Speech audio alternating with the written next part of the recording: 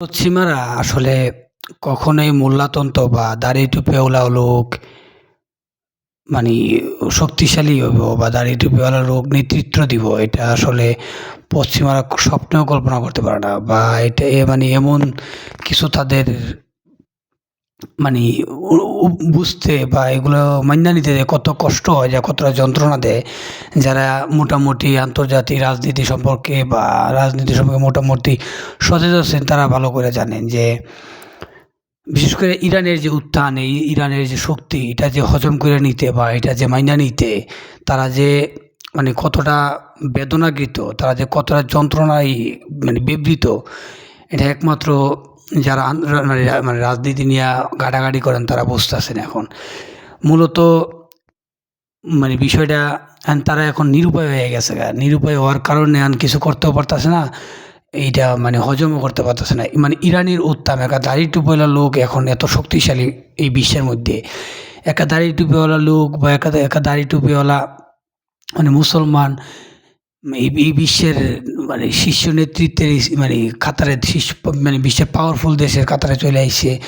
এটা আসলে ইউরোপিয়ানরা, পশ্চিমারা মাইনা নিতে এত এত কষ্ট হইতেছে বা এত যন্ত্রণা হইতেছে, তা আসলে কল্পনার বাইরে। এই জন্য আসলে বিষয়গুলো আনিয়া এখন পুরা ইউরোপ বলেন, পুরো পশ্চিমা বিশ্ব বলেন, একদম থমথমে ভাব হয়ে রয়েছে যে এই জিনিস কীভাবে হজম করে তারা নিব। এখন না পারতাছে এই ইরানের সাথে যুদ্ধে যাইতে বা ইরানকে একটা নির্মূল করতে এই শক্তি বা এই সাহসও তাদের এখন বর্তমানে নাই। এই কারণে না পারতাছে ইরানের শক্তি, ইরানের যে বর্তমান উপস্থিতি বিশ্বের সামনে, এটা হজম করে নিতে না পারতাছে ইরানের সাথে যুদ্ধ করতে। এই জন্য পুরা পশ্চিমা বিশ্ব এখন হতভম্ব হয়ে রয়েছে। দেখা যাক আসলে খোদা আসলে আমাদের সামনে আমাদের আমাদের রিজিকে বা আমাদের কপালে আসলে কি নিয়ে আসে, কার সামনে পৃথিবী আসলে কোন দিকে যায়। এটা নিশ্চিত যে এই যুদ্ধের ফলে যে দুনিয়াটা এত পরিবর্তন হইব, ব্যাপক পরিবর্তন হইব। বিশেষ করে এই আমেরিকার যে ঘাঁটিগুলো আছে পশ্চিমা বিশ্বে, যেমন আরব দেশগুলোতে, এই আরব দেশগুলোতে এখন 90% সম্ভাবনা হয়ে গেছে যে এই ঘাঁটি নিয়ে তারা হয়তো না রাখার সম্ভাবনা বেশি। তারা বিকল্প রাস্তা খুঁজতেছে, একটার পরে একটা পাকিস্তানের সাথে একটা চুক্তি করতেছে, তুরস্কের সাথে চুক্তি করতেছে। তারা নিজস্ব সিকিউরিটি কীভাবে নিজের দেশ রক্ষা করতে পারে, এই নিয়ে তারা এখন উদ্বিগ্ন হয়ে গেছে। কীভাবে আমেরিকার সেনার হাঁটাইব বা কীভাবে এই সেনার বিকল্প রাস্তা তৈরি করবো, এই নিয়ে তারা এখন বেশি চিন্তিত হয়ে গেছে।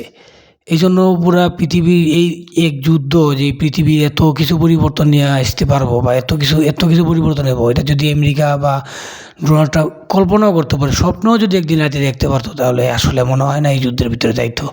আসলে তার নেতানিয়াহু 2 মিনিটের একটা উপস্থাপনা দিয়েছে, একটা প্রেজেন্টেশন দিয়েছে, দেওয়ার পরে খুব সুন্দর করে বুঝে ফেলাইছে যে না, ইরান একটা 3 দিন যুদ্ধ করবো, 3 দিন চাপ দিব, আস্তে করে রেজিমটা পড়ে যাব, খুব সহজেই সরকারটা দখল হয়ে যাব। বিষয়টা যে এই লেভেলের প্রতিরোধ হয়ে যাব, সেটা আসলে কেউ কোনো মানুষই কল্পনা করতে পারে নাই।